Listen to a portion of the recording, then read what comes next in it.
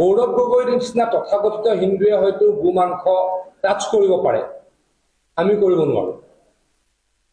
গৌৰৱ গগৈ ডাঙৰ নিচিনা তথাকথিত হিন্দুৱে, তেখেত বৰ্তমান হিন্দু হয় নে নহয় মই নাজানো, গতিকে মই তথাকথিত শব্দটো ইণ্টেনশ্যনেলি কৈছো, তথাকথিত গৌৰৱ গগৈৰ নিচিনা হিন্দুৱে গোমাংস হয়তো টাচ কৰিব পাৰে। আমি ইয়াত থকা বিজেপি RSSৰ কোনো ব্যক্তিয়ে গোমাংসলৈকে আমি চাবও নোৱাৰো, কাৰণ গো মাতাক আমি পূজা কৰো। গতিকে তথাকথিত হিন্দুৱেহে এই কথা ক'ব পাৰে, তেওঁলোকৰ পাৰ্টিৰ ক্ৰিমিনেলক যাতে বচাব পাৰে। এই কামবিলাক কোনে কৰিছে সকলোৱে জানে। মই আকৌ কৈছো, যিসকল ভাল হিন্দু, যিসকলে গোমাতাক পূজা কৰে, তেওঁলোকে গোমাংস চুব নোৱাৰে, টাচ কৰিব নোৱাৰে, চাবও নোৱাৰে। গতিকে আমাৰ দলৰ কোনো মানুহে বা ৰাষ্ট্ৰীয় স্বয়ংসেৱক সংঘৰ কোনো ব্যক্তিয়ে গোমাংস টাচ কৰি বেলেগ এটা জেগাৰ পৰা বেলেগ এটা যুগৰ লোৱাটো ভাবাটো আমাৰ কাৰণে পাপ। এইটো কোনে কৰিব পাৰে? তথাকথিত গৌৰৱ গগৈ ডাঙৰীয়াৰ দৰে হিন্দুৱে সেইটো কৰিব পাৰে।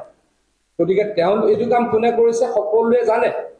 কোনে গৰু মাংস কাটিছিলে, গোমাংস কাটিছে, গোমাতাক কাটিছে, সকলোৱে জানে। গতিকে তেওঁলোকে এইটো কাম কৰিছে। আৰু তেওঁলোক কোন দলৰ সদস্য? তেওঁলোক হৈছে কংগ্ৰেছ দলৰ সদস্য।